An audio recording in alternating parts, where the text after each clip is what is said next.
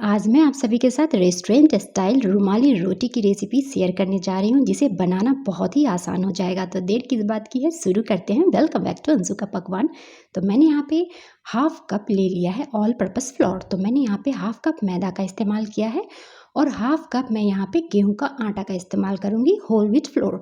दोनों आटा को मैं मिक्स करके ही बनाऊँगी। आप चाहे तो जैसे रेस्टोरेंट वाले बनाते हैं ना, सिर्फ मैदा से, उसी तरह आप सिर्फ मैदा से भी बना सकते हैं। हाफ टी स्पून यहाँ पे नमक और 1 टीस्पून ऑयल डाल लेना है।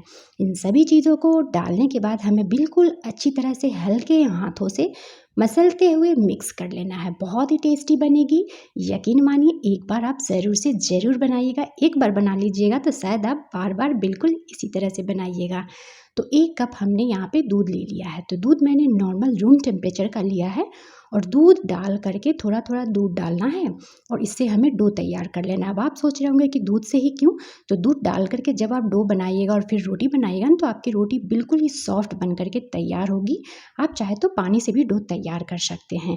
देखिए, बिल्कुल इसी तरह का हमें डो बनाना है। पहले बिल्कुल ही गीला रखना है डो को। एक बैग आप हार्ड डो ना तैयार करें। तो अब हमें इसमें 1 टीस्पून ऑयल डाल देना है और इसे एक बार और हमें हल्के हाथों से बस मिक्स कर लेना है, बिल्कुल इसी तरह से। अब हमें इसे कवर कर देना है। तो कोई भी गीला कपड़ा ले लीजिएगा और उसे निचोड़ लीजिएगा, फिर उससे आप आटा को कवर कर दीजिएगा 5 मिनट के लिए। तो चलिए मैं इसे कवर करके जब तक साइड में रख देती हूँ, 5 मिनट बाद देखेंगे। तो नेक्स्ट स्टेप देखिए, एक छोटी सी कोई भी कटोरी ले लीजिएगा, उसमें हमें नमक डाल लेना है। 1 टीस्पून नमक डाल लीजिएगा। फिर इसमें हमें वाटर डाल लेना है, पानी। तो मैं इसमें पानी डाल ले रही हूँ और नमक को पानी के साथ अच्छी तरह से हमें मिक्स कर लेना है। बिल्कुल नमक को डिज़ोल्व कर लेना है पानी के साथ।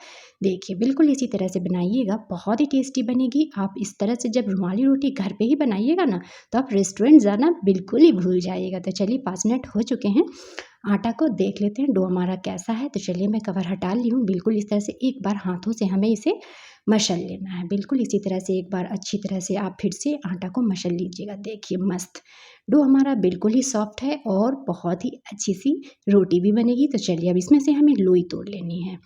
बिल्कुल इसी तरह से हमें लोई तोड़नी है। देख रहे हैं ना अभी आप, मैं आपको जैसे दिखा रही हूँ, बिल्कुल उसी तरह से लोई तोड़ लीजिएगा। तो फ्रेंड्स, एक बात मैं याद दिला दूँ, अगर आप सभी को मेरी रेसिपी थोड़ी सी भी अच्छी लगे तो मुझे सपोर्ट ज़रूर से ज़रूर कीजिएगा और ज़्यादा से ज़्यादा मेरी रेसिपी को फ्रेंड ग्रुप्स में और फैमिली वालों के साथ शेयर भी कीजिएगा।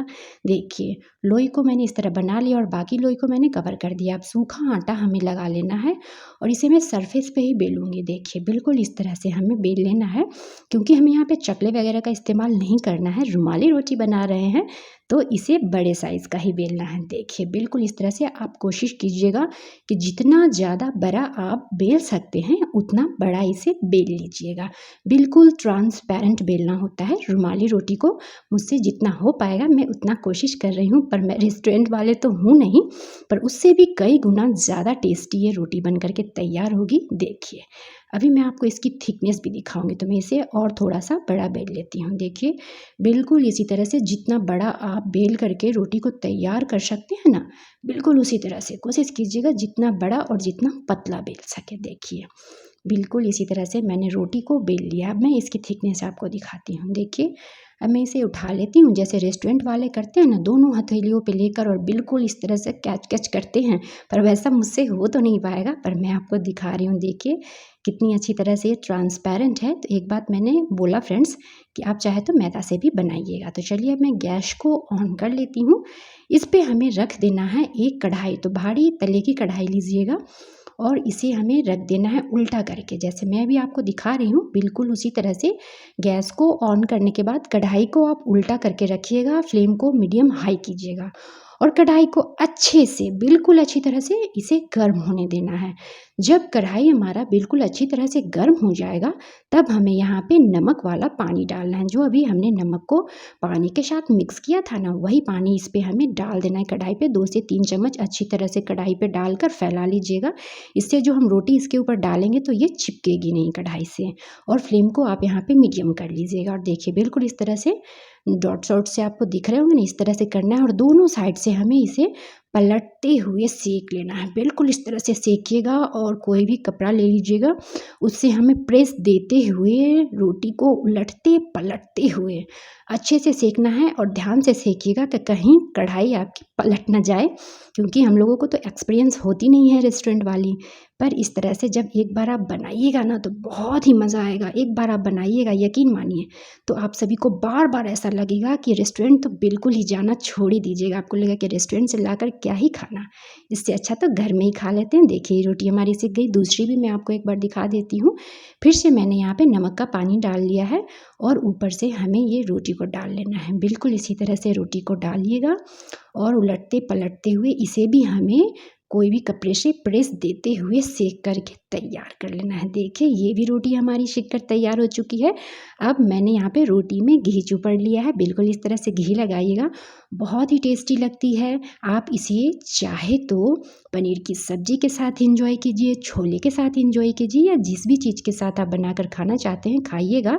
पर ये रोटी काफ़ी सॉफ्ट है। जब हम रेस्टोरेंट में जाकर खाते हैं ना, तो वो रुमाली रोटी को आप ज़्यादा देर नहीं रख सकते, क्योंकि वो सिर्फ मैदा से बनी होती है और वो जैसे ही ठंडा होगी तो वैसे ही वो हार्ड हो जाती है।